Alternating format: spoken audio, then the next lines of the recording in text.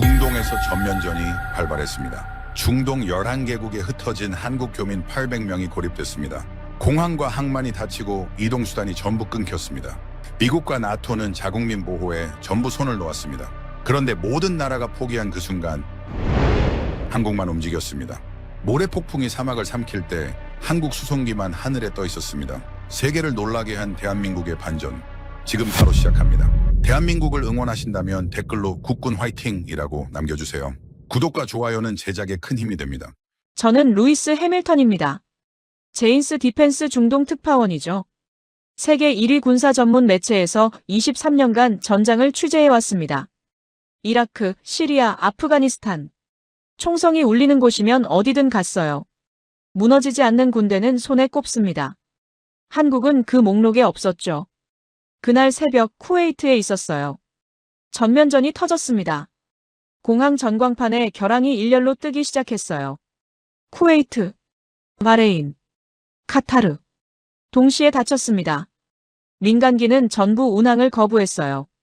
전쟁 보험료가 800% 급등했거든요. 하늘길이 전멸했습니다. 11개국에 흩어진 한국 교민 800명이 고립됐어요. 사람을 빼내려면 군용기밖에 방법이 없었습니다. 대피소로 이동했어요. 콘크리트 벽 안에 민간인들이 바닥에 웅크리고 있었습니다. 전화기를 쥐고 있었지만 화면엔 신호 없음 뿐이었어요. 가족에게 전화 한 통 못하는 거죠. 밖에서 포성이 울렸습니다. 20분 간격이었어요. 울릴 때마다 천장에서 먼지가 떨어졌죠. 바닥이 흔들렸습니다. 포성이 가까워질수록 아이들이 엄마 품에 얼굴을 묻었어요. 울음소리를 삼키는 소리가 벽에 부딪혔습니다. 삼켜도 새어나오는 소리였죠. 그때 다른 소리가 들렸어요. 기계음이었습니다. 대피소의 침묵을 찢는 유일한 소리였죠. 콘크리트 벽에 울려 퍼졌어요. 고개를 돌렸습니다. 여자아이가 엄마 손을 잡고 앉아 있었어요. 8살쯤 돼 보였죠. 허리춤에 작은 기계가 달려 있었습니다. 인슐린 펌프였어요. 배터리 잔량 알림이었죠. 엄마가 펌프 화면을 확인했습니다. 36시간. 숫자를 본 엄마의 입술이 파르르 떨렸어요. 손가락이 펌프를 감싸 쥐었는데 손끝에 핏기가 없었습니다. 아이가 저를 봤어요. 카메라에 관심을 보였죠. 아저씨 나라 어디예요? 카메라를 내려놓았습니다. 멈췄어요. 이름은 윤서. 8살. 제1형 당뇨. 인슐린 펌프 배터리가 방전되면 혈당이 급등하고 케톤산증이 오고 생명이 위험해집니다. 36시간. 그게 이 아이에게 남은 시간이었어요. 36시간 뒤에 이 아이의 혈당이 치솟고 장기가 멈추기 시작하는 겁니다. 윤서의 호흡은 아직 정상이었어요. 웃고 있었죠. 그런데 엄마 눈에는 이미 무언가가 무너져 있었습니다. 23년간 전장에서 수많은 얼굴을 봤습니다. 대부분 잊었어요. 이 아이 얼굴은 달랐습니다. 눈을 감아도 보였어요. 리야드에 도착했어요. 킹할리드 국제공항 인근 군사 프레스센터였습니다. 각국 군사 기자들이 모여 있었죠. 모니터마다 미군과 영국군 수송기 동향이 떠 있었어요. 누가 먼저 자국민을 빼내는가? 그게 관심사였습니다. 한국은 관심받기였어요. 한국. 건설은 잘하고 반도체는 잘 만들고 전쟁은 안 해본 나라. 돈은 벌 줄 알아도 총은 쏠 줄 모르는 나라. 그게 제가 아는 전부였습니다. 속보가 떴어요. 한국이 군수송기를 파견한다. 동료에게 말했습니다. 사막에서 길 잃을 걸 걱정해야지. 웃었죠. 옆에 있던 영국 방송사 기자도 웃었어요. 23년 동안 한국을 기사에 쓴 적이 없었습니다. 단 한 줄도요. 쓸 이유가 없었어요. 한국은 군사 전문 매체의 레이더에 찍히는 나라가 아니었습니다. 그런데 속보가 하나 더 붙었어요. 한국 KC-330 수송기가 영공 승인이 완료되기 전에 먼저 이륙했다는 거였습니다. 10개국 영공을 지나야 하는데 허가가 안 난 상태에서 뜬 거죠. 되돌려 보내질 수도 있어요. 한국은 그 위험을 안고 먼저 떴습니다. 비행 중에 나머지 승인을 받겠다는 거였죠. 거절당하면 영공 한가운데서 되돌아와야 해요. 외교적 사고가 되는 겁니다. 23년간 이런 케이스를 본 적이 없었어요. 미군도 영국군도 승인 없이 이륙하지는 않습니다. 프레스센터가 웅성거렸어요. 승인도 안 났는데 먼저 떴다고. 저만 외면했죠. 커피를 마셨습니다. 입안에서 커피가 식어 있었어요. 언제부터 식었는지 몰랐습니다. 추가 속보가 떴어요. 한국이 10개국 영공 승인을 24시간 만에 받아냈습니다. 통상 2주 걸리는 작업이었죠. KC-330은 비행 중에 마지막 3개국 승인을 받으며 날고 있었어요. 고개를 갸웃했습니다. 화면을 다시 봤어요. 저 군대가 저 아이를 데리러 오는 건가? 쿠웨이트 대피소에서 봤던 윤서의 얼굴이 떠올랐습니다. 펌프 알람 소리가 귓가에 남아 있었죠. 노트북을 열었어요. 세계 군사력 실전 평가표. 23년간 전장을 다니며 직접 만든 파일이었습니다. 한국 항목을 짚었죠. 실전 제로, 평가 불가. 4글자가 박혀 있었어요. 화면을 닫았습니다. 승인받는 거랑 작전하는 건 다르지. 기사창으로 돌아갔어요. 손가락이 키보드 위에서 멈췄습니다. 3초. 다시 움직였어요. 왜 멈췄는지는 몰랐죠. 뉴스 화면에 707 대원 영상이 잡혔어요. 팔에 뭔가가 둘러져 있었습니다. 태극기 완장이었죠. 속으로 비웃었어요. 관광객 표시 같다고. 배경에서 목소리가 스쳐 지나갔습니다. 누군가 위성전화를 돌리며 통화하고 있었어요. 남부 국경 인근으로 모여주십시오. 한국 외교부 신속대응팀이었죠. 교민 위치를 하나하나 확인하고 있었습니다. 그땐 신경 쓰지 않았어요. 그냥 지나가는 소리였죠. 프레스센터 창문 너머로 활주로가 보였습니다. KC-330이 착륙하고 있었어요. 사막 열기 속에 아지랑이가 피어올랐죠. 화물문이 열렸습니다. 완전 군장의 대원들이 내리기 시작했어요. 사막바람에 태극기 완장이 펄럭였습니다. 커피잔을 내려놓았어요. 윤서의 얼굴이 다시 스쳤습니다.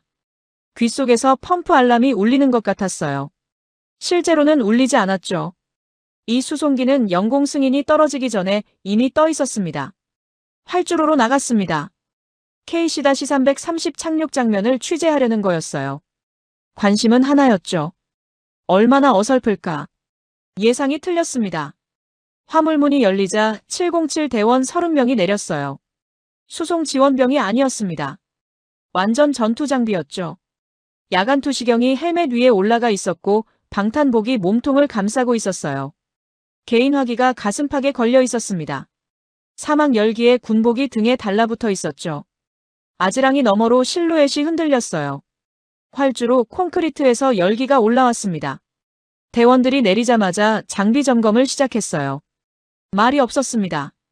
손짓만으로 움직였죠. 미군과 영국군 관계자들이 멈춰서 봤어요. 저도 멈췄습니다. 예상한 건 수송 지원병이었어요. 집 나르고 교민 안내하는 정도. 그런데 눈앞에 있는 건 전투 편제였습니다. 이건 수습팀이 아니었어요. 작전팀이었죠. 사막에 전쟁하러 온 사람들이었습니다. 그때 문제가 터졌습니다. 미 중부사령부 합동수송작전 담당 브래들리 준장이 움직였어요. 활주로 이용 권한을 쥐고 있었습니다. 전쟁이 터지면서 사우디가 미군의 활주로 운용을 맡겨놓은 상태였거든요. 브래들리가 그 권한을 썼죠. 한국에 할당된 이륙 슬롯을 미군에 넘겨버린 겁니다. 한국 비행기가 뜰 자리를 빼앗은 거예요. 통보서 한 장이 한국 외교관에게 전달됐어요. 받아든 손이 한 박자 멈췄습니다. 하지만 표정은 변하지 않았죠. 브래들리가 말했습니다. 한국군. 시뮬레이션만 돌려본 애들이 사막 한가운데서 뭘 하겠다는 건지. 슬롯이 아깝지. 주변 참모들이 웃었어요. 한국 외교관은 그 자리에 있었습니다. 듣고 있었죠. 눈 하나 깜빡이지 않았어요. 브래들리의 속셈은 단순했습니다. 한국이 혼자 교민을 빼내면 미국 의회에서 질의가 나와요. 왜 미군은 동맹국 국민도 못 태웠느냐? 한국을 방해하려는 게 아니었어요. 한국이 독자로 움직이는 것 자체를 막으려는 거였죠. 30분이 지났습니다. 한국 외교부가 움직였어요. 서류 한 장을 꺼냈습니다. 사우디와 한국이 직접 맺은 군사협력 협정이었어요. 미국을 거치지 않은 독자 협정이었죠. 이 협정에 긴급 수송 시 활주로를 함께 쓸 수 있다는 조항이 있었습니다. 브래들리의 권한 밖이었어요. 미국이 쥐고 있는 열쇠가 아니라 다른 열쇠를 꺼낸 거죠. 사우디가 별도 슬롯을 배정했어요. 멈칫했습니다. 30분이었어요. 슬롯을 빼앗기고 30분 만에 미국 머리 위를 넘어서 사우디와 직접 딜을 따냈습니다. 미국이 문을 잠갔는데 한국이 다른 문을 열어버린 거예요. 23년간 중동을 취재했지만 이런 건 처음 봤습니다. 커피잔을 들었다가 내려놓지 못했어요. 손이 멈춰 있었습니다. 단 4시간짜리 제한 창구였습니다. 4시간 안에 800명을 집결시켜야 하는 새로운 압박이었죠. 열렸지만 닫히기 직전인 문이었어요. 브래들리 모니터에 한국 슬롯 코드가 다시 떴습니다. 헤드셋을 만지는 손이 멈췄어요. 모니터 아래 시계가 4시간 카운트다운을 시작했죠. 노트북을 열었습니다. 평가표를 봤어요. 한국 실전 제로. 즉시 닫았죠. 아직 논리로 누를 여유가 있었습니다. 슬롯 하나 확보한 거랑 800명 빼오는 건 다르지. 그때 희망이 왔습니다. 사우디 정부가 리야드 민간공항을 2시간 한정 개방한다고 발표했어요. 대피소에 환성이 터졌죠. 노트북을 덮고 자리에서 일어났습니다. 민간기 투입이 가능해 보였어요. 40분 만에 끝났습니다. 인근 공군 기지가 피격됐어요. 사우디가 전 공항을 즉시 재폐쇄했죠. 일어섰던 자리에 다시 앉았습니다. 다리에 힘이 풀렸어요. 희망이 들어왔다 나가는 시간. 40분이었어요. 희망이 잔인한 건 왔다가 사라질 때입니다. 대피소 상황이 위성전화로 전해졌어요. 윤서 엄마가 주저앉았다고 했습니다. 딸의 펌프를 움켜쥐었다고요. 윤서의 기침이 시작됐어요. 간헐적이었죠. 기침 사이사이 펌프 경고음이 겹쳤습니다. 20분 간격이었어요. 펌프 잔량 24시간. 그리고 윤서가 물었다고 했습니다. 엄마 이거 왜 자꾸 울어? 엄마가 대답하지 못했어요. 입을 열었다가 닫았습니다. 2번. 쿠웨이트 대피소에서 봤던 윤서의 얼굴이 떠올랐어요. 카메라를 보며 웃던 얼굴이었죠. 지금은 기침을 하고 있었습니다. 타이핑하던 손이 멈췄어요. 키보드 위에 손가락이 올려져 있었지만 움직이지 않았습니다. 한편 소식이 하나 더 들어왔어요. 한국 외교부가 일본 대사관의 긴급 협조 요청을 수용했다는 거였습니다. 일본 국민 2명과 외국 국적 교민 가족 5명도 KC-330 탑승을 허가한 거였죠. 자국민도 못 빼내는 상황에서 남의 나라 국민까지 태우겠다는 거예요. 그때는 주목하지 않았습니다. 나중에 이 한 줄이 의미가 달라질 줄은 몰랐죠. 설상가상이었어요. 브래들리가 슬롯을 빼앗기자 다음 수를 뒀습니다. 사우디의 리야드 서쪽 하늘을 비행 금지 구역으로 넓히자고 권고한 거예요. 사우디가 받아들였죠. 한국이 쓸 수 있는 이륙 경로가 사실상 막힌 겁니다. 정면으로 막은 거예요. 기상장교가 발표했습니다. 48시간 내 대규모 샤말 예보. 사막 모래폭풍이었죠. 브래들리가 미소를 지었어요. 폭풍이 오면 아무도 못 난다. 여유가 있었습니다. 한국 공군이 동쪽 우회 경로를 산출했어요. 경로상 5개국 영공 승인을 3시간 만에 추가 확보했죠. 브래들리가 막을수록 한국이 독자 경로를 개척하고 있었습니다. 막히면 돌아가고 닫히면 다른 문을 여는. 그런데 문제가 있었어요. 동쪽 경로로 이륙할 수 있는 시간 창구는 폭풍 도착 직전 단 한 번뿐이었습니다. 기상위성 화면에 거대한 모래폭풍 덩어리가 리야드를 향해 이동 중이었어요. 예보가 앞당겨지고 있었죠.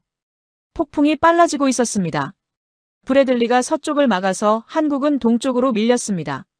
동쪽 경로의 유일한 창구는 폭풍 직전이었어요. 브래들리의 방해가 한국을 폭풍과 정면 충돌하는 경로로 밀어넣은 겁니다. 대피소 밖에서 폭발음 간격이 줄어들고 있었어요. 교민 중 누군가가 중얼거렸죠. 이제 정말 안 되는 거 아니야. 콘크리트 벽에 금이 가기 시작했습니다. 금 사이로 먼지가 쏟아졌어요. 시간이 줄어들고 있었습니다. 폭풍도 윤서의 펌프도. 브래들리는 폭풍이 자기 편이라고 믿고 있었습니다. 동쪽 경로의 이륙 창구가 폭풍 직전이라는 사실을 알게 됐습니다. 브래들리가 서쪽을 막아서 한국이 폭풍 한가운데로 밀려난 거였죠. 아이러니를 인지했어요. 그래도 생각은 바뀌지 않았습니다. 그래도 못 들 거야. 그때 모든 나라가 멈췄습니다. 미군이 수송을 중단했어요. 영국이 중단했습니다. 프랑스가 중단했죠. 활주로의 미군 수송기 세대가 엔진을 껐어요. 엔진음이 줄어들더니 프로펠러가 천천히 멈췄습니다. 거대한 기체가 죽은 것처럼 서 있었어요. 활주로에 모래가 쌓이기 시작했습니다. 바람에 모래알이 수송기 동체를 때리는 소리가 났죠. 프레스센터 창문에도 모래가 부딪혔어요. 피부에 닿으면 사포처럼 긁혔습니다.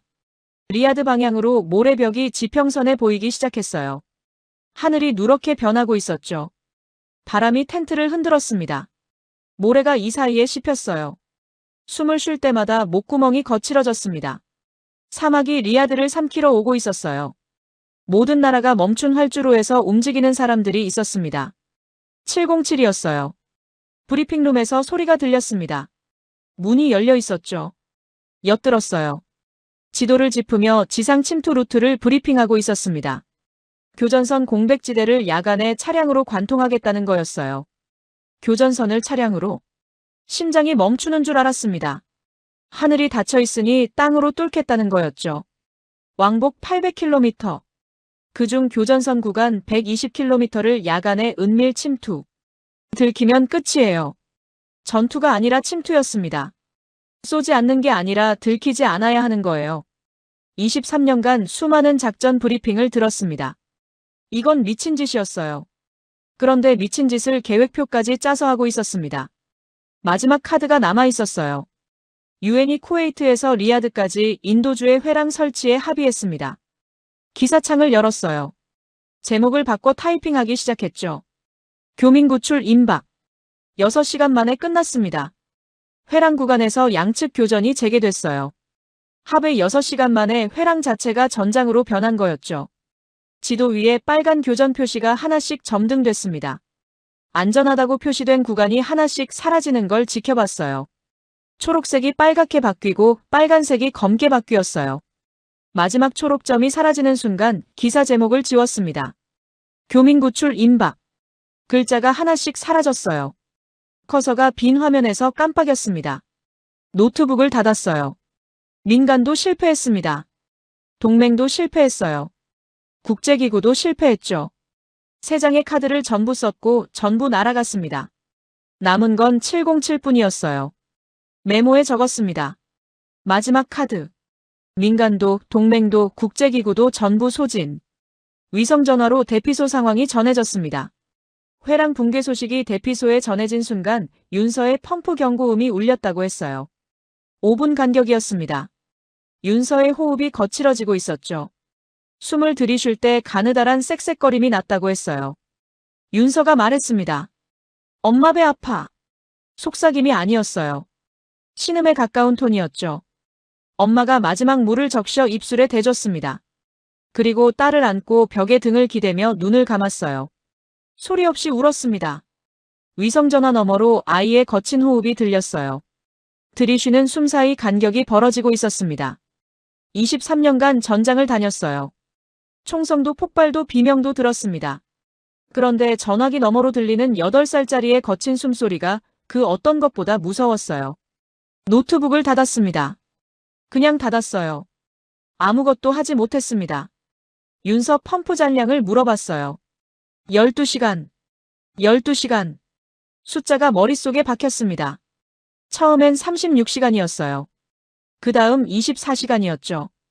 이제 12시간이었습니다. 절반씩 사라지고 있었어요. 위성전화 신호가 끊기기 시작했습니다. 마지막으로 잡힌 신호가 윤서 엄마의 위치였어요. 쿠웨이트 남부 집결지. 그 뒤로 연결이 안 됐습니다. 12시간. 마지막 카드마저 사라졌어요. 브래들리가 마지막 카드를 뽑았습니다. 사우디의 폭풍 대비를 이유로 공항을 닫으라고 권고했어요. 사우디가 받아들였죠. 리야드 공항 전체 이착륙 중단. 공항이 닫혔습니다. 브래들리가 각국 지휘관에게 회람했어요. 어차피 이 폭풍에 뜨는 건 자살행위야. 모든 문이 닫혔습니다. 하늘도 땅도. 윤서가 있는 쿠웨이트까지 이어지는 길이 전부 사라졌어요. 노트북을 열었습니다. 평가표를 봤어요. 실전 제로. 이번엔 파일을 닫지 못했습니다. 노트북 화면 자체를 내려버렸어요. 덮어버린 거였습니다. 정상적으로 파일을 닫은 게 아니었죠. 화면을 회피한 거예요. 손이 노트북 위에 올려져 있었습니다. 움직이지 않았어요. 처음엔 논리로 눌렀습니다. 그 다음엔 즉시 닫았죠. 이번엔 닿지 못했어요. 논리로 누르던 억제가 도피로 바뀌고 있었습니다. 그때 소리가 들렸어요. 브리핑룸 안에서였습니다. 에어컨이 꺼져 있었어요. 대원들 군복 등에 땀 자국이 져 있었죠. 아무도 부채질을 하지 않았습니다. 열기 속에서 가만히 서 있었어요. 강도현 중령이 지도를 짚고 있었습니다. 손가락 끝에 모래가 묻어 있었어요. 빨간 선이 하나 그어져 있었죠. 교전선 공백지대를 관통하는 루트였습니다. 선 하나. 그 위에 800명의 생사가 걸려 있었어요. 아무도 질문하지 않았습니다. 질문할 게 없었던 게 아니에요. 질문이 필요 없었던 거죠.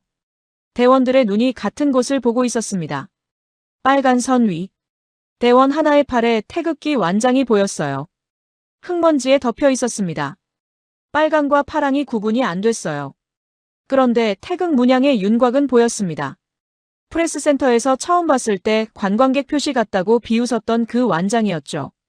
지금은 비웃을 수 없었어요. 강도현이 출발 직전 위성전화를 들었습니다. 윤서 엄마에게 전화하고 있었어요. 문틈으로 들렸죠. 지금 가고 있습니다. 조금만 버텨주십시오.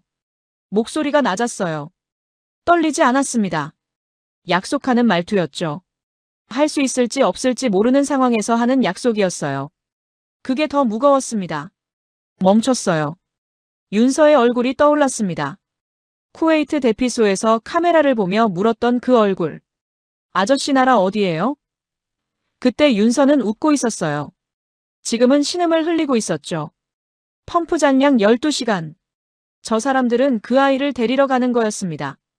한 번 빠져나온 곳으로 다시 들어가는 사람들이었어요. 교전선 120km를 야간에 뚫겠다는 사람들이었죠.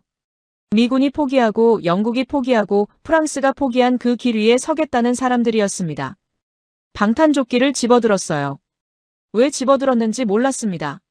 손이 먼저 움직였어요. 끈을 조이며 707 호송대 차량에 올랐습니다.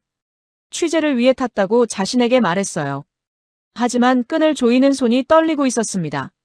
몸은 이미 움직였는데 머리는 아직 따라가지 못하고 있었어요. 장갑차에 등을 기댔습니다.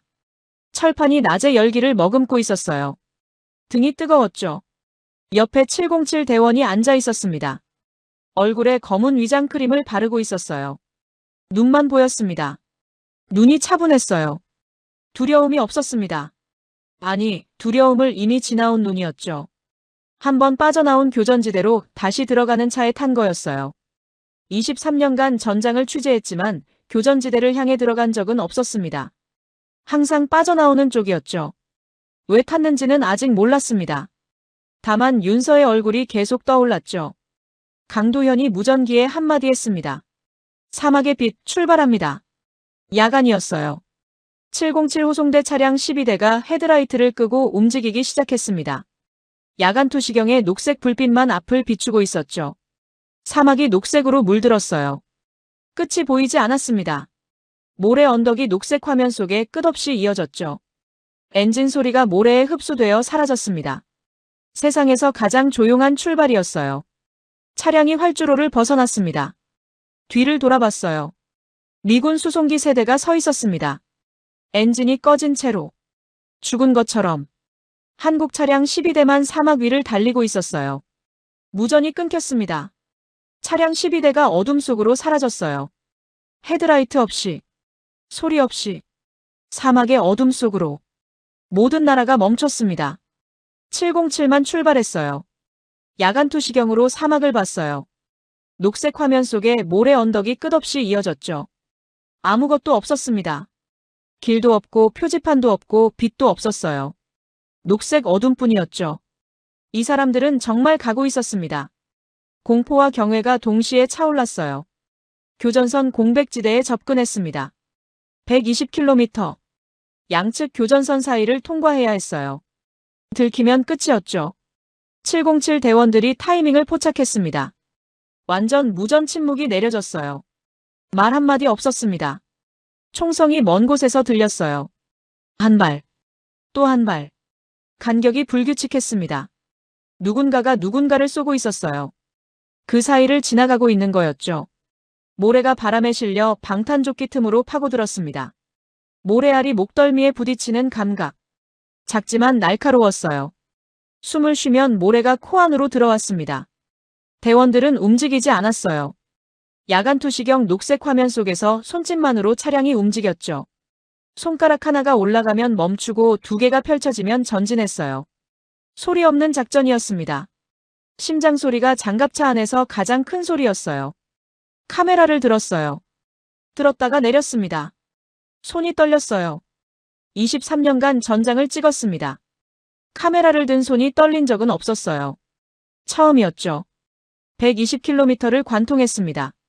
들키지 않았어요. 쏘지 않은 게 아니었습니다. 들키지 않은 거였어요. 양측 교전선 사이 타이밍을 정확히 꿰뚫고 지나간 거죠. 707의 침투 기동이었습니다. 숨을 내쉬었어요. 숨을 참고 있었다는 걸 그제야 알았습니다. 쿠웨이트 남부 집결지에 도착했어요. 교민 37명이 모여 있었습니다. 일본 국민 2명도 함께 있었죠. 어둠 속에서 사람들이 웅크리고 있었어요. 지쳐 있었습니다. 굶주려 있었죠. 눈에 빛이 없었어요. 707 대원들이 나타나자 누군가가 울기 시작했습니다. 소리를 내지 않으려고 입을 막고 울었어요. 구원이 왔다는 걸 믿지 못하는 울음이었죠. 그리고 윤서가 있었습니다. 펌프 경고음이 연속으로 울리고 있었어요. 윤서의 호흡 사이 간격이 벌어져 있었습니다. 숨을 들이쉬는 소리가 거칠었죠. 입술이 갈라져 있었어요. 펌프 잔량 3시간. 리야드까지 약 5시간이었습니다. 계산이 안 맞았어요. 2시간이 모자랐죠. 강도현이 윤서를 직접 안아 장갑차에 태웠습니다. 윤서 엄마가 딸을 놓지 않으려는 손을 펴고 함께 올라탔어요. 방탄조끼 위에 아이의 머리가 기대졌습니다. 윤서의 얼굴을 봤어요. 대피소에서 카메라를 보며 웃던 그 얼굴이었죠. 지금은 웃지 않았습니다. 눈이 반쯤 감겨 있었어요. 노트북을 여는 것을 잊었습니다. 기사를 써야 한다는 생각이 사라져 있었어요. 호송대가 사막을 달렸어요. 야간 비포장 주행이었습니다. 차체가 흔들릴 때마다 윤서의 머리가 강도현의 방탄조끼에 부딪혔죠. 그리고 경고음이 멈췄습니다. 펌프가 방전된 거였어요. 장갑차 안이 엔진 소리만 남았습니다. 대피소에서 36시간이었던 숫자가 0이 된 거였죠. 경고음이 울릴 때는 무서웠어요. 경고음이 멈춘 침묵은 더 무서웠습니다. 소리가 사라진다는 건 기계가 포기했다는 뜻이었죠. 이제부터는 아이의 몸이 혼자 버텨야 하는 거예요. 윤서의 호흡이 얕아졌어요. 의식이 흐려지기 시작했습니다. 강도현의 군복에 아이의 체온이 전해지고 있었어요. 그 체온이 점점 떨어지고 있었죠. 장갑차 안에서 가장 작은 몸이 가장 빠르게 식어가고 있었습니다. 강도현이 운전병에게 말했습니다.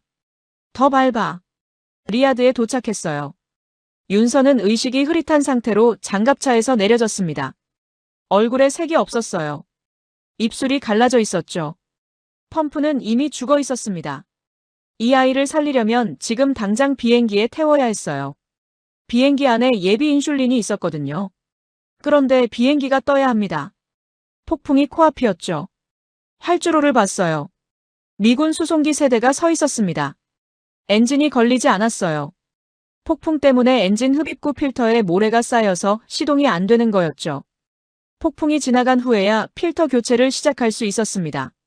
거대한 기체 세대가 활주로에 묶여 있었어요. 그런데 활주로 끝에서 엔진음이 울렸습니다. 한국 KC-330이었어요. 왜 저것만 되는 거지? 나중에 알았습니다. 박상민 하사. 공군 KC-330 정비병이었어요. 최말단이었죠. 모래폭풍이 리야드에 도착한 직후 다른 나라 정비병들이 전부 경납고에 들어갔습니다. 미군도 영국군도 프랑스군도. 활주로에 나갈 수 없는 상황이었어요. 폭풍이 치고 있었으니까요. 박상민은 나갔습니다. 혼자 방진 마스크를 쓰고 폭풍 한가운데. 활주로에 나가서 KC-330 엔진 흡입구 필터를 수작업으로 교체한 거였어요. 모래가 얼굴을 때리고 바람이 몸을 밀어내는 상황에서 혼자서 아무도 시키지 않았어요. 그래서 필터가 이미 새 것이었고 엔진이 즉시 걸린 거였습니다. 800명이 하늘로 올라간 건 장군의 명령이 아니었어요. 최말단 정비병 한 명이 폭풍 속에 나갔기 때문이었습니다. 미군 수송기 세대의 침묵. 한국 수송기 일대의 엔진음. 활주로에 모래가 옆으로 날리고 있었어요. 나중에 사진 파일을 뒤졌습니다. 폭풍 속에서 혼자 필터를 교체하던 병사의 사진이 있었어요. 흐릿했지만 방진 마스크 너머 젊은 얼굴이 보였죠. 노트북을 열었습니다. 평가표를 봤어요. 실전 제로, 평가 불가. 4글자. 커서를 가져갔습니다. 지웠어요. 글자가 하나씩 사라졌습니다. 빈칸. 커서가 깜빡였어요. 닿지 않았습니다. 빈칸을 바라봤어요. 뭘 써야 할지 몰랐습니다. 아직은. 폭풍의 눈 90분이 시작됐어요. 폭풍 한가운데 바람이 멈추는 순간이 있습니다. 90분. 그 안에 이륙해야 해요. 90분이 지나면 폭풍이 다시 닫힙니다. 한국 공군 조종사가 기상위성 데이터로 그 순간을 정확히 예측했어요. 한반도 태풍 시즌에서 축적한 악천 후 적어도 비행 데이터가 있었죠. 남은 시간 90분. 교민 전원이 탑승했습니다. 800명. 한 명도 빠지지 않았어요. 왕복 800km를 야간에 사막을 관통해서 데려온 사람들이었습니다. 윤서도 실려 올라갔어요. 의식이 없었습니다. 남은 시간 60분. KC-332 활주로를 달리기 시작했어요. 모래가 옆으로 날렸습니다. 기체가 흔들렸죠. 엔진음이 점점 커졌어요. 활주로 양쪽에 묶인 미군 수송기 세대는 침묵하고 있었습니다. 엔진이 꺼진 채로 한국 수송기 일대만 움직이고 있었어요. 남은 시간 30분. 이륙. 기체가 모래벽을 뚫었어요. 기체 전체가 흔들렸습니다. 창밖이 누렇게 뒤덮였죠. 좌석 팔걸이를 두 손으로 움켜쥐었어요. 창밖을 봤습니다. 눈을 감지 않았어요. 감으면 안 됐습니다. 이걸 봐야 했어요. 기체가 고도를 올렸습니다. 사우디 동쪽 경로로 이탈했어요. 이착륙 중단 명령의 적용 범위 바뀌었습니다. 폭풍의 눈 구간은 중단 사유인 폭풍이 일시 소멸된 순간이었죠. 누구도 생각하지 못한 틈이었습니다. 한국만 봤어요. 한국만 날았습니다. 브래들리가 지휘소 모니터를 보고 있었습니다. 한국 KC-330 신호가 고도를 올리고 있었어요. 숫자가 올라갔습니다. 1000피트, 3000피트, 5000피트. 불가능하다고 했던 그 비행기가 하늘에 있었어요. 브래들리가 의자 등받이에 등을 기댔습니다. 헤드셋을 무릎 위에 천천히 내려놓았어요. 손이 떨리고 있었습니다. 아무 말도 하지 않았죠. 시뮬레이션 군대라고 불렀던 그 입이 닫혀 있었습니다. 폭풍이 오면 아무도 못 난다고 했던 그 입이. 800명 전원 탑승 확인. 사상자 0명. 모래폭풍이 눈을 감은 90분. 한국은 사막이 눈을 감은 사이에 800명을 빼냈습니다. 1차 관문 통과. 그런데 끝이 아니었어요. 기내에서 군의관이 움직였습니다. 윤서에게 예비 인슐린을 투여했어요. 그런데 인슐린이 사막 체온에 노출돼 있었죠. 냉장 보관이 되지 않았습니다. 효능이 불확실했어요. 군의관이 윤서의 손목을 잡고 맥을 재고 있었습니다. 기내가 조용해졌어요. 엔진 소리만 울렸습니다. 800명이 탄 비행기 안이 숨을 죽이고 있었어요. 아무도 말하지 않았습니다. 아무도 움직이지 않았어요. 800명의 시선이 한 곳에 모여 있었습니다. 8살짜리 아이 한 명에게. 10분이 흘렀습니다. 윤서의 손이 움직이지 않았어요. 군의관의 표정이 굳어 있었습니다. 시간이 흐를수록 공기가 무거워졌어요. 1분. 윤서의 눈꺼풀이 움직이지 않았습니다. 2분. 군의관이 맥을 다시 잡았어요. 고개를 미세하게 저었습니다. 아직이라는 뜻인지 안 된다는 뜻인지 알 수 없었어요. 5분. 윤서의 입술에 색이 돌아오지 않았습니다. 옆에 앉은 윤서 엄마가 딸의 손을 잡고 있었어요. 손등에 힘줄이 도드라져 있었죠. 손가락 끝이 하얗게 질려 있었습니다. 놓으면 사라질 것처럼 잡고 있었어요. 엄마의 입술이 움직였습니다. 소리가 나지 않았어요. 기도하고 있었죠. 7분. 군의관이 체온을 쟀어요. 고개를 들지 않았습니다. 숫자를 보고 있었죠. 표정이 읽히지 않았어요. 9분. 기내 조명이 어둡게 깔려 있었습니다. 비상등의 약한 빛만 윤서의 얼굴을 비추고 있었어요. 그 빛 아래서 윤서의 얼굴이 너무 작아 보였습니다. 8살. 이 아이가 사막을 건너왔어요. 교전지대를 지나왔고 폭풍을 뚫었습니다. 여기까지 왔어요. 여기서 멈추면 안 됐습니다. 10분. 윤서가 눈을 떴어요. 손에 뭔가가 쥐어져 있었습니다. 707 대원의 태극기 완장이었어요. 빨강과 파랑이 모래에 바래져 있었지만 태극 문양은 선명했죠. 브리핑룸에서 봤던 그 완장이었습니다. 윤서가 입을 열었어요. 아저씨 한국이에요? 쿠웨이트 대피소에서 윤서가 물었습니다. 아저씨 나라 어디예요? 그 같은 아이였어요. 그 같은 목소리였습니다. 그런데 의미가 완전히 뒤집혀 있었어요. 처음엔 모르는 나라를 물었습니다. 지금은 자기를 살린 나라를 확인하고 있었죠. 8살짜리가 목숨의 끝에서 돌아와 처음 한 말이 그거였어요. 고개를 돌렸습니다. 눈가를 손등으로 닦았어요. 23년간 전장을 다녔습니다. 총에 맞는 군인도 봤고 폭발에 쓰러지는 민간인도 봤어요. 울어본 적은 없었습니다. 8살짜리 아이가 눈을 뜨는 걸 보고 울었어요. 2차 관문 통과. 기내 좌석에 앉아 있었습니다. 안도와 혼란이 동시에 밀려왔어요. 모래 폭풍을 뚫었습니다. 800명이 하늘 위에 있었어요. 살았습니다. 방탄조끼를 벗었어요. 어깨가 가벼워졌는데 머릿속은 더 무거웠습니다. 이걸 어떻게 기사로 써야 하지? 어디서부터 시작해야 하지? 23년간 기사를 썼습니다. 전장에서 벌어지는 일을 글로 바꾸는 게 직업이었어요. 총성은 글이 됐고 폭발은 문장이 됐고 죽음은 기사가 됐습니다. 그런데 지금은 첫 문장이 나오지 않았어요. KC-330 귀국 비행 14시간이었습니다. 동쪽 우회 경로라 직선보다 멀었어요. 브래들리가 서쪽을 막은 덕분에 돌아가는 겁니다. 14시간. 기사를 쓰기엔 충분한 시간이었어요. 그런데 한 글자도 쓰지 못했습니다. 기장 안내방송이 울렸습니다. 지금 탑승하신 항공기는 대한민국 영토와 다름없습니다. 기내에 박수가 터졌어요. 엔진 소리와 섞였습니다. 누군가는 울면서 박수를 쳤어요. 누군가는 옆 사람을 끌어안았죠. 앞줄에서 한 남자가 얼굴을 두 손으로 감쌌습니다. 어깨가 들썩거렸어요. 소리 없이 울고 있었죠. 교전지대를 건너왔고 모래폭풍을 뚫었고 지금 대한민국 영토 위에 앉아 있다는 거였어요. 군용기 아니 대한민국이었습니다. 한 문장이 800명의 공기를 바꿨어요.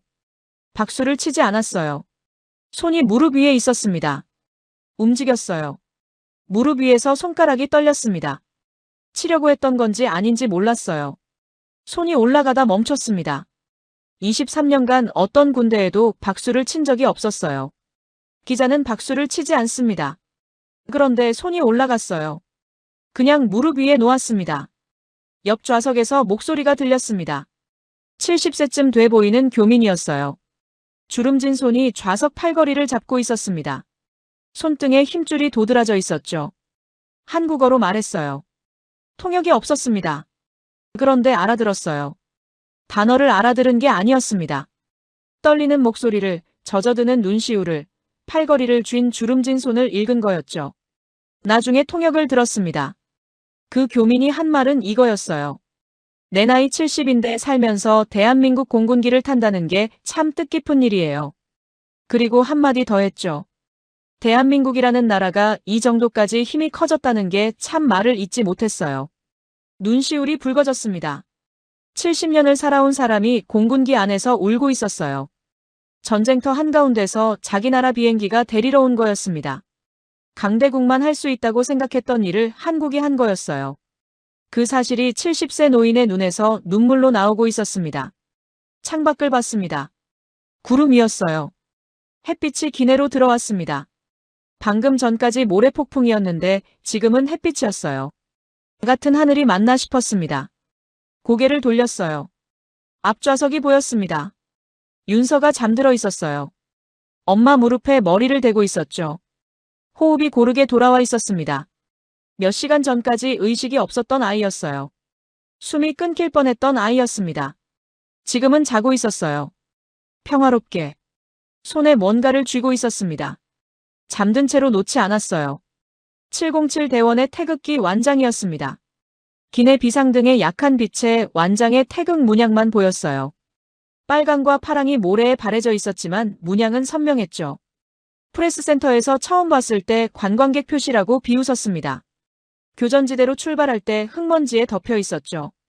지금은 8살짜리 손에 쥐어져 있었어요.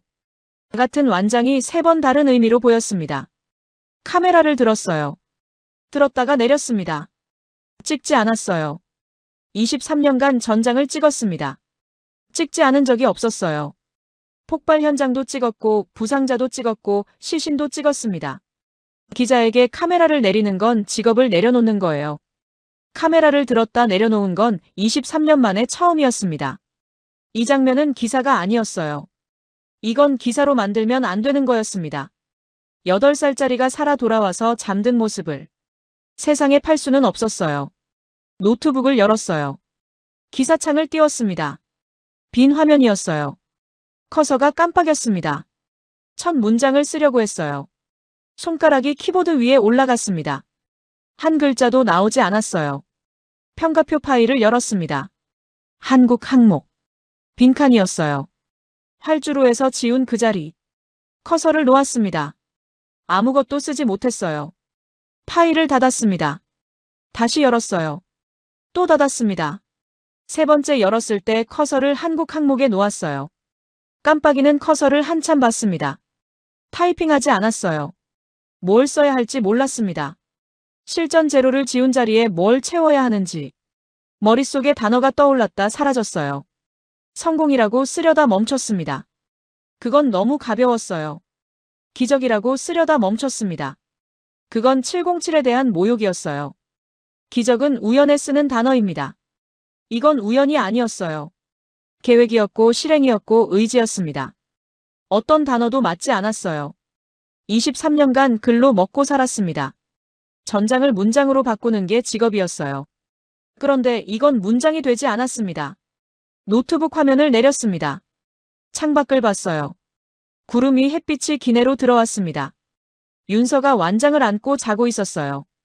70세 교민이 팔걸이를 쥔 채 눈을 감고 있었습니다. 800명이 하늘 위에 있었어요. 모두가 살아 있었습니다. 아무것도 하지 않았어요. 아무것도 할 수 없었습니다. 감정이 처리되지 않은 상태였어요. 억제도 아니었고 인정도 아니었습니다. 그냥 공백이었죠. 23년간 단어로 세상을 설명해 왔는데 지금 이 기내 안에서 벌어지고 있는 것에는 단어가 없었어요. 14시간이 흘렀습니다. 한 글자도 쓰지 못한 14시간이었어요. 착륙 안내 방송이 울렸습니다. 기체가 고도를 낮추기 시작했어요. 창밖으로 구름이 갈라졌습니다.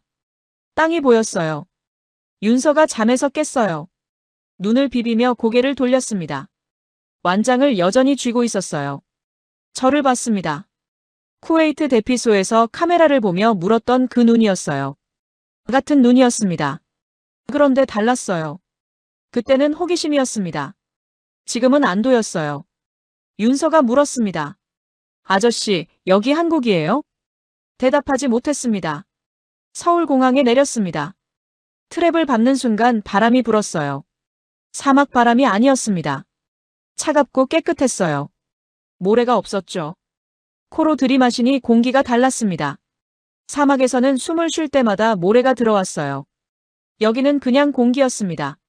활주로 너머로 사람들이 보였어요. 마중 나온 가족들이었습니다. 정부 관계자들이 있었고 태극기가 펄럭이고 있었어요. 이 나라는 자국민을 데리러 사막까지 갔습니다.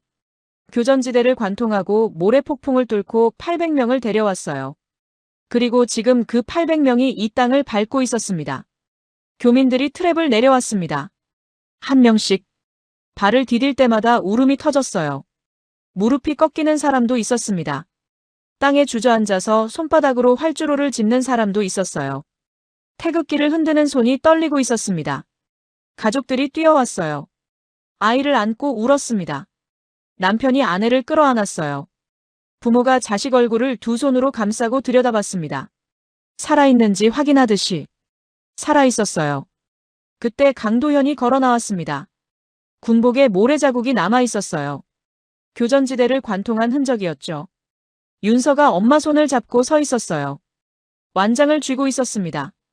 교전지대에서 받은 그 완장이었죠. 강도현이 윤서 앞에 섰어요. 키 차이가 컸습니다. 강도현이 무릎을 굽히지 않았어요. 그 자세 그대로 거수경례를 했습니다. 8살짜리에게. 윤서가 올려다봤어요. 그리고 완장을 내밀었습니다. 돌려주려는 거였어요. 강도현이 고개만 저었습니다. 말하지 않았어요. 고개만 좌우로 한 번. 내가 가져. 그 뜻이었죠. 윤서가 완장을 다시 가슴에 안았습니다. 꼭 쥐었어요. 멈췄습니다. 숨이 막혔어요. 사막 한가운데서 8살짜리를 안아 장갑차에 태웠던 그 사람이었습니다. 더 발발하고 말했던 그 사람이었어요. 펌프가 방전되고 아이의 체온이 떨어지는 동안 안고 있었던 그 사람이 지금 같은 아이에게 경례를 하고 있었습니다. 그리고 아이가 간직하겠다는데 고개만 저은 거예요. 말 한마디 없이. 군인이 할 수 있는 가장 조용한 대답이었습니다. 그 다음 장면이 일어났어요. 윤서 엄마가 707 대원들 앞으로 걸어갔습니다. 대원들이 줄지어 서 있었어요. 군복에 모래가 묻어 있었죠. 교전지대를 관통한 흔적이었습니다. 윤서 엄마가 멈췄어요. 입술이 떨렸습니다. 말을 하려는 것 같았어요. 나오지 않았죠. 대신 허리를 숙여 절했습니다. 깊이. 오래. 고개를 들지 않았어요. 어깨가 들썩거렸습니다. 울고 있었어요. 딸이 살아 돌아왔다는 게, 이 사람들이 데리러 왔다는 게, 그 무게가 허리를 숙인 자세에서 전부 쏟아져 나오고 있었습니다. 대원들이 먼저 거수경례로 답했어요. 군인이 민간인에게 먼저 경례했습니다. 보통은 반대예요. 민간인이 감사를 표하면 군인이 받죠. 그런데 707은 먼저 손을 올렸어요. 대원들의 경례손이 일제히 올라갔습니다. 엄마가 고개를 들었을 때 이미 경례 자세였어요. 당신이 버텨줬기 때문에 우리가 데려올 수 있었다. 그런 경례였습니다. 바람이 불었어요. 서울공항 바람에 태극기가 펄럭였습니다. 그때 뒤에서 누군가가 걸어 나왔어요. 일본인이었습니다. 리야드에서 탑승이 허가됐던 일본 국민 중 한 명이었죠.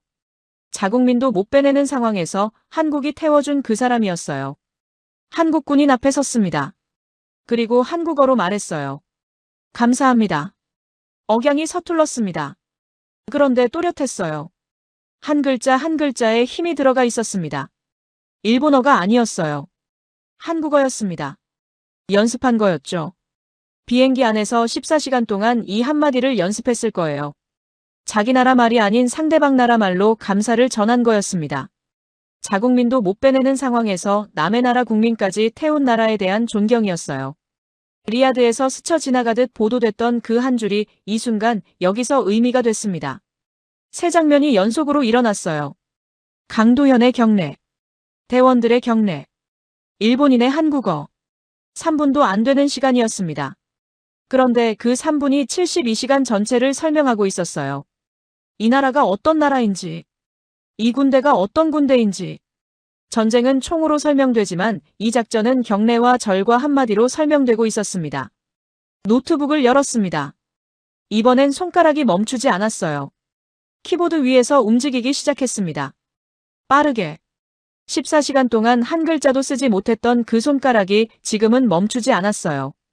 기사 제목을 썼습니다. 사막에서 길을 잃은 건 한국이 아니었다. 우리였다. 커서가 제목 끝에서 깜빡였습니다. 이번엔 멈추지 않았어요. 본문으로 넘어갔습니다. 타이핑하는 손가락이 빨랐어요. 23년 기자 생활 중 가장 빠르게 기사를 쓰고 있었습니다. 단어가 쏟아졌어요. 14시간 동안 나오지 않던 문장들이 한꺼번에 밀려왔습니다. 막혀있던 게 터진 거였어요. 처음에 한국을 비웃었습니다. 사막에서 길 잃을 걸 걱정해야지. 프레스센터에서 동료에게 했던 말이었어요. 23년간 한국을 한 줄도 쓴 적 없었습니다. 쓸 이유가 없었어요. 한국은 제 레이더에 없었습니다. 실전 제로.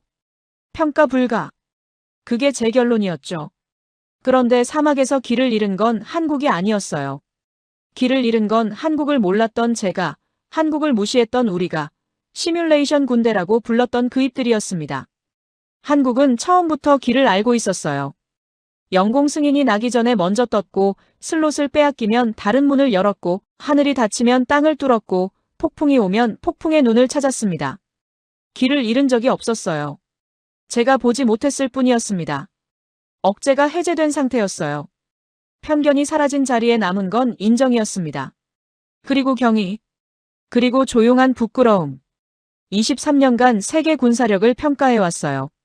한국을 빈칸으로 두고. 빈칸이 아니었습니다. 제가 보지 못한 거였어요. 평가 불가가 아니라 평가할 자격이 없었던 거였죠. 기사를 마감했습니다. 제인스 디펜스 메인에 게재됐어요. 23년 만에 한국을 일면에 올린 날이었습니다. 30분 후 이메일이 한 통 왔습니다. 발신자 이름은 보이지 않았어요. 제목만 있었습니다. 당신의 평가표에 대해. 런던이었습니다. 사무실에 앉아 있었어요. 사막에서 돌아온 지 일주일이 지났습니다. 창밖에 비가 내리고 있었어요. 모래가 아니라 비였습니다. 이메일을 열었어요. 서울공항에서 기사를 올린 직후 온 그 메일이었습니다. 당신의 평가표에 대해. 발신자를 확인했어요. 미 중부사령부 교리분석실이었습니다. 공문이 첨부돼 있었어요. 열었습니다. 사막의 빛 작전을 합동교범 사례 검토 대상으로 선정한다는 내용이었어요. 교전지대 지상 침투, 악천 후 이륙, 교민 전원 수송. 이 작전을 교범에 넣겠다는 거였습니다. 그리고 해밀턴의 현장 기사를 참고 자료로 요청한다고 적혀 있었어요. 스크롤을 내렸습니다. 공문 하단 서명란이 보였어요. 서명 옆에 날짜가 있었습니다. 이름을 봤어요. 브래들리 준장. 스크롤이 멈췄습니다. 화면을 한참 바라봤어요. 시뮬레이션만 돌려본 애들이 사막 한가운데서 뭘 하겠다는 건지. 리아드 활주로에서 참모들을 웃기며 했던 말이었습니다. 폭풍이 오면 아무도 못 난다. 여유롭게 미소 짓던 얼굴이었죠. 한국 수송기가 고도를 올릴 때 헤드셋을 무릎에 내려놓으며 떨던 그 손이었습니다. 그 사람이 서명했어요. 시뮬레이션 군대라고 불렀던 자가 그 군대의 작전을 교범에 넣겠다는 문서에 자기 이름을 적은 겁니다. 브래들리에게 이 서명이 어떤 의미였을지 생각했어요. 슬롯을 빼앗았습니다. 비행금지 구역을 넓혔어요. 폭풍을 방패로 공항을 닫았죠. 그 모든 걸 한 사람이 지금 그 군대의 작전을 교과서에 넣겠다고 서명한 겁니다. 자기가 틀렸다고 인정하는 서명이었어요. 지우개가 아니라 잉크로. 한 번 쓰면 지울 수 없는 잉크로. 그게 사실이 되는 순간이었습니다. 며칠 뒤 세계 군사 매체들이 움직이기 시작했어요. 사막의 빛을 분석하는 기사가 쏟아졌습니다. 교범에 없는 작전. 교전지대 지상 침투와 악천 후 이륙을 동시에 수행한 유일한 사례. 강대국이 포기한 상황에서 단독으로 완수한 교민 수송 작전. 각국 매체의 화면에 한국이라는 단어가 반복됐어요. 23년간 군사 매체에서 한국은 등장하지 않았습니다. 누구도 쓰지 않았어요. 이제 모든 매체가 한국을 쓰고 있었습니다. 제 기사가 첫 번째로 인용되고 있었어요. 사막에서 길을 잃은 건 한국이 아니었다. 제인스 디펜스 메인에 올린 그 기사가 한국을 최초로 보도한 기사가 제 기사였습니다. 23년간 한 줄도 쓴 적 없던 나라에 대해 쓴 첫 기사가 세계 최초 보도가 된 거였어요. 아이러니였습니다. 가장 늦게 본 사람이 가장 먼저 쓴 거였죠. 평가표를 열었어요. 한국 항목. 빈칸이었습니다. 활주로에서 실전 제로, 평가 불가를 지운 그 자리. 비행기 안에서 3번 열었다 닫았던 그 자리. 서울공항에서 폭주하듯 기사를 쓰면서도 채우지 못했던 그 자리. 커서를 놓았어요. 깜빡였습니다. 23년간 이 평가표가 제 세계관이었어요. 실전을 본 군대와 못 본 군대. 검증된 군대와 안 된 군대. 그 기준으로 세상을 나눴습니다. 한국은 항상 안 된 쪽이었어요. 그 세계관이 72시간 만에 무너졌습니다. 무너진 게 아니에요. 처음부터 틀려 있었던 거였죠. 천천히 타이핑했습니다. 실전 검증 완료. 4글자가 지워진 자리에 4글자가 들어갔어요. 키보드 소리만 들렸습니다. 실전 제로가 실전 검증 완료가 됐습니다. 같은 칸이었어요. 같은 커서였죠. 그런데 완전히 다른 글자가 들어갔습니다. 파일을 저장했어요. 노트북을 덮었습니다. 의자에 기대 창밖을 봤어요. 런던 비가 내리고 있었습니다. 사막의 모래가 아니라 비였어요. 차갑고 조용했습니다. 일주일 전에는 모래가 피부를 긁었어요. 총성이 들렸고 장갑차 철판이 뜨거웠죠. 지금은 비가 유리창을 두드리고 있었습니다. 평화로웠어요. 그런데 가슴은 평화롭지 않았습니다. 72시간이 아직 몸 안에 있었어요. 시뮬레이션 군대라고 불렀던 자가 교범에 서명했습니다. 그런데 이 작전은 어떤 시뮬레이션으로도 재현할 수 없었어요. 교전지대를 야간에 관통하고 모래폭풍의 눈을 찾아 이륙하는 걸 시뮬레이션으로 돌릴 수는 없습니다. 최말단 정비병이 폭풍 속에 혼자 나가서 필터를 교체하는 걸 컴퓨터에 입력할 수는 없어요. 8살짜리의 펌프가 방전되는 동안 더 밟아라고 말하는 걸 변수로 계산할 수는 없습니다. 그건 데이터가 아니라 의지였어요. 시뮬레이션에는 의지를 입력하는 칸이 없습니다. 서랍을 열었어요. 사진 한 장을 꺼냈습니다. 쿠웨이트 대피소에서 찍은 사진이었어요. 윤서가 카메라를 보며 웃고 있었습니다. 아저씨 나라 어디예요? 그때 찍은 사진이었죠. 이 사진을 찍을 때 저는 한국을 몰랐어요. 이 아이를 데리러 올 군대가 있다는 것도 몰랐습니다. 사진 뒤편에 뭔가가 흐릿하게 찍혀 있었어요. 707 대원의 태극기 완장이었습니다. 당시엔 몰랐어요. 관광객 표시라고 비웃기만 했죠. 지금은 보였습니다. 처음부터 거기 있었어요. 제가 보지 못했을 뿐이었습니다. 사진을 모니터 옆에 세워뒀어요. 아무 말 없이 기사를 계속 썼습니다. 윤서가 카메라를 보며 웃고 있었어요. 완장이 흐릿하게 보였습니다.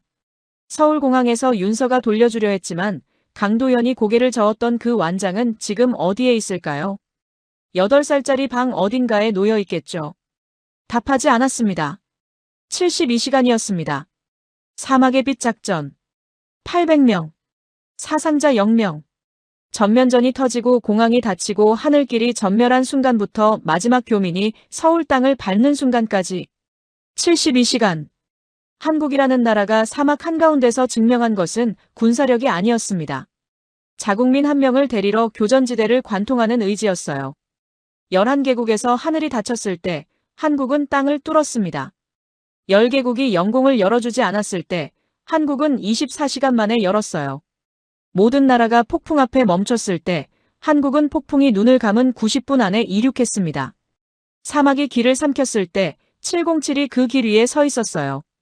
대한민국은 자국민 한 명의 무게를 사막 전체보다 무겁게 여기는 나라였습니다. 지금까지 공감 코리아였습니다. 이야기가 재미있으셨다면 주변 분들에게도 공유해주세요. 대한민국 최고라고 댓글을 남겨서 주세요. 구독, 좋아요로 대한민국의 밝은 미래를 응원해주세요. 다음 이야기로 또 찾아뵙겠습니다. 감사합니다.